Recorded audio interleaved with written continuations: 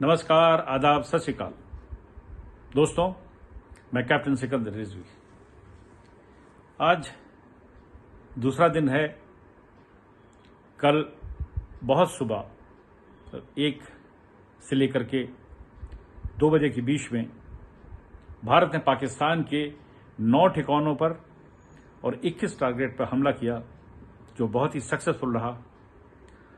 और हमारी सेनाएं, वायुसेना हो, थल सेना हो या हमारी जल सेना हो, बहुत ही सक्षम है और बहुत ही अच्छे से उन्होंने एक भी सिविलियन या एक भी मिलिट्री या एक भी उन्होंने किसी न्यूक्लियर प्लांट पर हमला नहीं किया। और ये वो हमला था, ये एक तरह से हमारे 26 लोगों को ऑपरेशन सिंदूर के नाम से एक श्रद्धांजलि दी है पूरे भारत ने। उन बेटियों, उन बहनों के नाम जो उस दिन अकेली रह गई थी, उनके पति जिहादियों के शिकार बन गए थे। मैं इसके आगे कुछ शब्द इस्तेमाल करना नहीं चाहूंगा। आज मैं कुछ इन्फॉर्मेशन देना चाह रहा हूं अपने लोगों को, भारतीयों को। वो अक्सर नहीं आती है और आप न्यूज़ चैनल और इधर उधर देख के रह जाते हैं। मैं कट शॉर्ट करता हूं कि अभी एक वीक पहले, एक हफ्ता भर पहले, तुर्की का पानी का जहाज आया था पाकिस्तान। छोटा जहाज था और उनका नेवी का शिप था, और साथ साथ में पाकिस्तान के कहीं पर किसी एयर बेस पे उनका मालवाहक जहाज C-130 जो अमेरिकन मेड है, वो लैंड किया था। मैं उस बारे में आपसे कुछ बताना चाहता हूं और कुछ इंफॉर्मेशन देना चाहता हूं, और इसको रिकॉर्ड में रखिएगा। वो C-130 को जब कहा गया तो पाकिस्तानियों ने जवाब दिया। उनके सौहार्दपूर्ण उसमें क्या कहते हैं, उसमें आए थे, सौहार्द यात्रा थी, कर दिया उन्होंने, यानी कि एक फॉर्मल विजिट थी जो पहले से तय थी, इसलिए वो शिप आया था, तो साथ साथ में वो एयरफोर्स का जहाज भी आया था। लेकिन ये झूठ, पाकिस्तानी झूठ का पुलिंदा है। ये वैसे ही झूठ है जैसे कि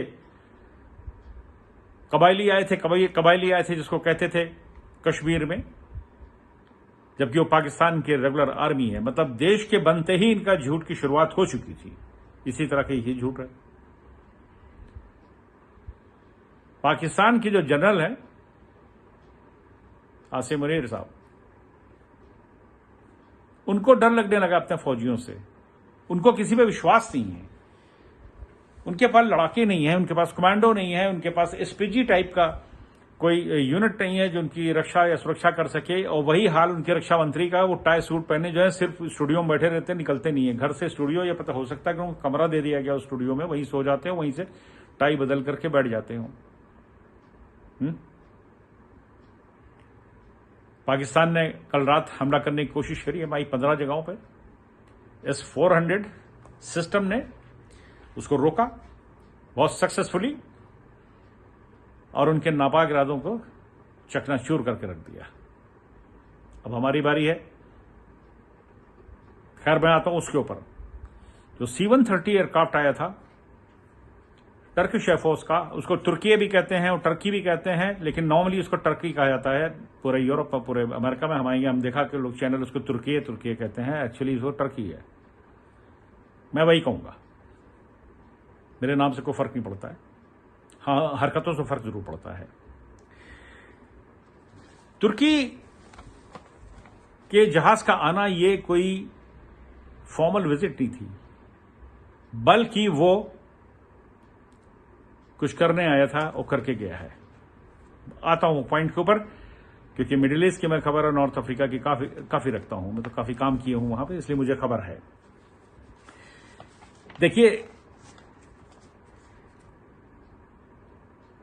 सादात इंटरनेशनल डिफेंस कंसल्टेंसी नाम की एक कंपनी है तुर्की के अंदर। ये बिल्कुल वैसी है जैसे अमेरिका की डैनाकोर, ब्लैक वाटर का नाम चेंज हो गया, उसको अब एकेडमी बोलते हैं, और रशिया के वैगनार थी। ये उसी तरह की है सादात डिफेंस कंसल्टेंसी। और इसका जो सीईओ है, इसका जो चेयरमैन है, उसका नाम है मिल्हा और नाम उसका पूरा है तनरीवर्दी। इसका नाम प्रोनाउंस करना बड़ा मुश्किल है। ये जो है एक ब्रिगेडियर जनरल का बेटा है और ब्रिगेडियर जनरल ने इसको शुरू की थी और ब्रिगेडियर जनरल के ऊपर इल्जाम है 96 में कि ये मुस्लिम अतिवादियों के साथ अधिक इनकी, ये वहां के इंटेलिजेंस का चीफ होता था, कि बहुत ही मिलना जुलना है और बहुत ही नजदीकियां हैं, इसलिए इनको हटाया गया था। 2012 में इस फाउंडेशन रखी गई इस कंपनी की और अदनान तर्कवर्दी जो इनका पिता था, ब्रिगेडियर जनरल वहां का, वो इसका फाउंडर है और बेटा भी चला रहा है। इसका काम है और इनका मोटो है, मैंने कोई चीजें नोट करी है क्योंकि मैंने कहा स्लिप ना कर जाए। इनका जो है वो है इंटरव्यू, इन्होंने सादात का जो फाउंडर है ब्रिगेडियर जनरल अदनान, इसने 2015 में एक इंटरव्यू दिया था और उसमें इसने कहा था कि ये जो हमारा एस्टैब्लिशमेंट है, इसका मकसद है टर्की और सुन्नी अरब के लोगों को सुरक्षा देना, उनकी मदद करना और उनके यहां पहुंचना और उनके लिए लड़ना। पहले तो शुरू में ये थे, ये टर्की और सीरिया के बॉर्डर पे काफी एक्टिव थे। फिर इन्होंने सीरियन जो वहां के सुन्नी लड़ाके थे जो वहां की गवर्नमेंट के अगेंस्ट में थे, उनको इन्होंने ट्रेन भी किया। इन्होंने लीबिया में भी अपने सादात के मर्सनरीज को भेजा, वहां ट्रेन किया और वहां पे काफी इन्होंने हथियार भी पहुंचाए। ये काम कर रहे हैं। इनका जो एक ऑब्जेक्ट के लिए, मोटो के लिए है, वो सुन्नी मुस्लिम वर्ल्ड में मदद के लिए जाना, उनको वेपन देना और उनको पैसा देना और उनके लिए लड़ना, ये इनका काम है। और उसके बाद फिर ये है 2021 में टर्की का एक बड़ा माफिया है, उसका नाम भी है परकर।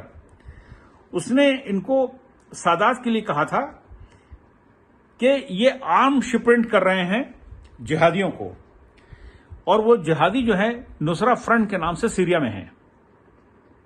अब देखिए कि एक माफिया खुद इस सादात के ऊपर एलिगेशन लगा रहा है कि ये हथियार दे रहे हैं, आर्म्स दे रहे हैं, उनको बेच रहे हैं।